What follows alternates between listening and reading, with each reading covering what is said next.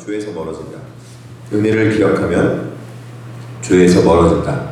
은혜를 기억하면 주에서 멀어진다 말씀으로 이 새벽에 은혜를 나누고자 합니다.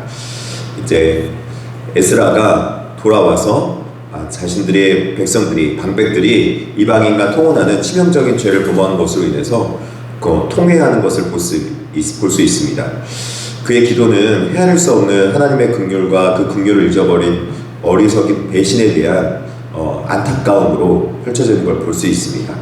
하나님 앞에 그 자기들이 어떻게 은혜를 받고 얼마나 많은 은혜를 받았는지 그들이 기억해야 되는데 그 은혜에 대해서 기억하지 못하고 지금 이들이 하나님 앞에 지금 하나님의 은혜를 기억하지 못하고 하나님 앞에 은혜롭게 살아가지 못한 모습을 볼 수 있습니다.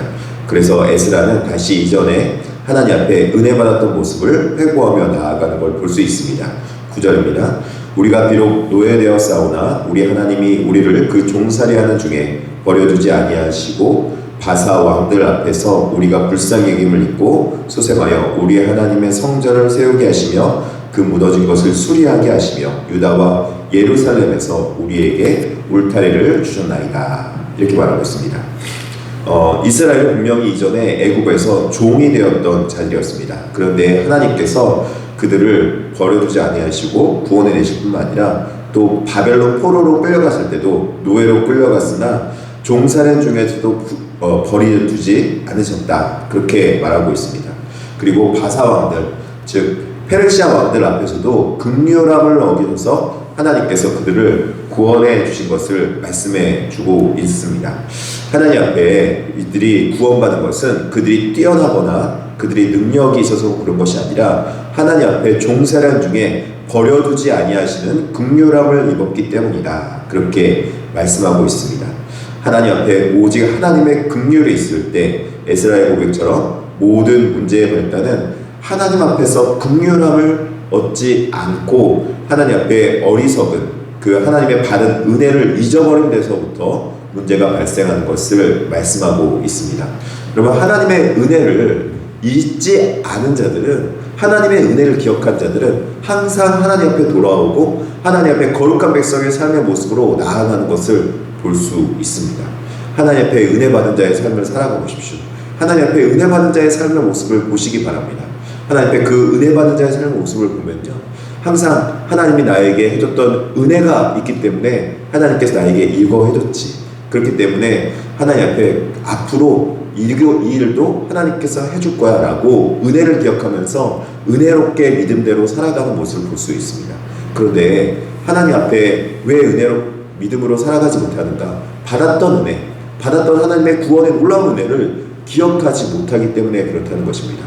이전에 해주셨는데 하나님께서는 그 이전에 해주는 걸 기억 못하고 앞으로 이런 어려움이 있으면 이제 어떡하지? 이제 이런 어려움 때문에 내가 어떻게 살아갈 수 있을까? 이런 근심과 걱정이 은혜보다 더 많이 찾아오게 되는 것이죠. 그것들로 인해서 이 죄 두려움 때문에 사람들이 죄를 범하게 되는 것이죠. 오늘 본문에서도 하나님께서 이제 해주신 은혜를 잊어버리고 하나님 계명을 버려버렸다, 그렇게 말하고 있습니다. 10절에 우리 하나님이여 이렇게 하신 후에도 우리가 주의 계명을 저버렸사오니 이제 무슨 말씀을 하오리까? 이방 백성들이 그 통혼한 이유가 무엇입니까? 바벨론 포로로 끌려가서 통혼한 이유는 그들이 하나님의 울타리 안에 거하고 하나님 안에 거해야 되는데 이방 백성들과 함께 살아가고 이방 백성들에게 도움을 얻으려면 어떤 사람들과 결혼되겠습니까? 당연히 이방 백성들과 결혼해야지 그들 문화와 또 섞여지게 되고 그들과 함께 하나님 모습으로 나아갈 수 있겠죠. 즉 인간적인 방법으로 그들이 그곳에서 그 가지고 있던 근심과 걱정을 이겨나가려고 하는 모습이 있었다는 것입니다. 그래서 이 모든 일들 때문에 그들이 하나님 앞에 통혼하게 된 결과는 하나님을 따르지 않고 이방 백성들이 따랐던 신, 그리고 이방 여인들이 따랐던 그 신의 모습을 가져가는 것을 볼 수 있다는 것입니다. 하나님 앞에 진정으로 돌아오는 모습은 하나님 앞에 우리가 신앙의 온전한 모습과 신앙의 올바른 모습을 가지고 가는 그 모습이 필요하다고 말씀하고 있는 것입니다. 하나님 앞에 은혜와 또 그리고 자비를 구하는 그런 모습이 우리 가운데 있어야 됩니다. 왜 그렇습니까? 하나님 앞에 받은 은혜를 기억하고 그 은혜를 간직하는 모습이 우리에게 필요하기 때문입니다. 9장 15절 보니까 이렇게 말씀하고 있습니다. 이스라엘의 하나님 여호와여, 주는 의로우시니 우리가 남아 피한 것이 오늘날과 같사옵거늘 도리어 주께 범죄하였사오니 이로 말미암아 주 앞에 한 사람도 감히 서지 못하겠나이다 하니라. 하나님은 의로우시니 하나님께서 오늘날과 같사옵거늘 도리어 주께 범죄하였으니 우리가 한 사람도 감히 서지 못하겠습니다. 하나님 우리를 어떻게 여겨주셔서 긍휼히 여겨주시옵소서. 그러니까 하나님의 자비를 구하는 것입니다. 에스라는 인간적인 노력이나 회복을 주장하지 않고 오직 하나님의 긍휼하심과 하나님의 자비에 나아가는 것을 볼 수 있습니다. 오늘날에도 우리가 하나님 앞에 나아가는 것은 우리가 아직 죄인 되었을 때 그리스도께서 우리를 위하여 죽으심으로 하나님께서 우리에 대한 자기의 사랑을 확증한 그 사랑으로 나아가는 것을 볼 수 있습니다. 자격이 없는 노예 상태와 같은 우리의 모습을 보면서도 하나님은 우리를 긍휼히 여기셔서 하나님의 예수 그리스도의 독생자의 사랑으로 우리를 구원하시고 새 생명을 주셨다는 것입니다.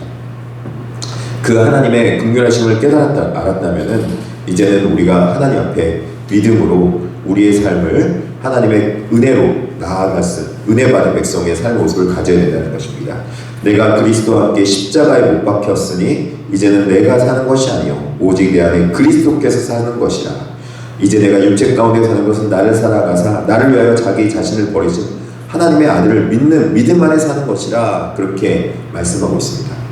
여기서 갈라디아서 2장 20절인데 내가 사는 것은 오직 내 안에 그리스도와 함께 사는 은혜로 사는 것이다. 그 은혜로 살아가는 삶이 있기 때문에 내가 하나님의 아들을 믿는 믿음 안에 사는 것이다 라고 사도 바울도 고백하고 있는 것입니다. 은혜가 있을 때 그 은혜를 기억하고 하나님 앞에 믿음으로 나아갈 수 있게 됩니다. 그렇다면 그 은혜를 받는 그 단초는 무엇입니까? 은혜는 바로 하나님의 의로우신 자비에 기초하고 있다는 것입니다. 우리는 죄인이었습니다.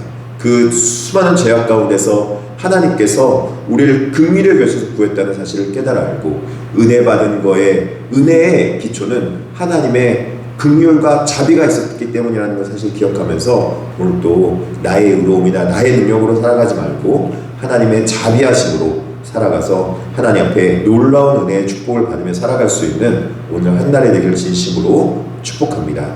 죄에서 벗어나 십자가의 사랑으로 충만한 은혜의 삶으로 살아갈 수 있도록 오늘 또 힘먹고 능력받은 백성 살아갈 수 있기를 진심으로 축복합니다. 기도하시겠습니다. 자비하시고 은혜로우신 하나님 아버지 감사합니다. 하나님의 놀라우신 자비하심과 은혜로 살아가게 하심에 너무나도 감사합니다.